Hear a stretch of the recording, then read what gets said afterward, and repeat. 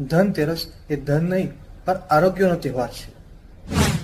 આયુર્વેદ અનુસાર ધનતેરસના દિવસે સમુદ્ર મંથન દરમિયાન ભગવાન ધન્વંતરીનું અવતરણ થયું હતું. ત્યારે ભગવાન ધન્વંતરીના હાથમાં ધન દોલત નહીં પરંતુ અમૃત કળશ હતો. હવે આ અમૃત કળશ એ દીર્ઘાયુ અને સ્વાસ્થ્યનો સિમ્બોલ છે. સામાન્ય માન્યતા અનુસાર ધન એટલે સંપત્તિ, પર આયુર્વેદ અનુસાર ભગવાન ધન્વંતરી આરોગ્ય અને સ્વાસ્થ્ય. સોના ચાંદીની ખરીદી કરીને બાહ્ય સંપત્તિ વધારે છે, પરંતુ આપણે તે દિવસે આંતરિક સંપત્તિ પ્રાણશક્તિ વધારવા તરફ પણ ધ્યાન આપવું જોઈએ. લોકો વાસણોની ખરીદી કરે છે, પરંતુ એ જ વાસણોમાં આપણે આરોગ્યવર્ધક સ્વાસ્થ્ય આહાર બનાવશું એવો સંકલ્પ કરવો જોઈએ. આયુર્વેદ અનુસાર આપણે શું કરી શકીએ? તો આ એવો સમય છે કે શિયાળા ઋતુની શરૂઆત થઈ રહી છે, માટે આપણે રોગ પ્રતિકારક શક્તિ વધારવા માટેનો અને શરીરના શુદ્ધિકરણ માટેનો આ શ્રેષ્ઠ સમય છે.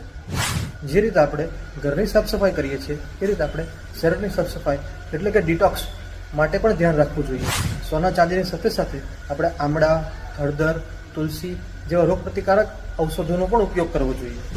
હંમેશા યાદ રાખો કે જો તમારું શરીર અને મન સ્વસ્થ હશે તો જ તમે કમાયેલા ધનનો આનંદ લઈ શકશો.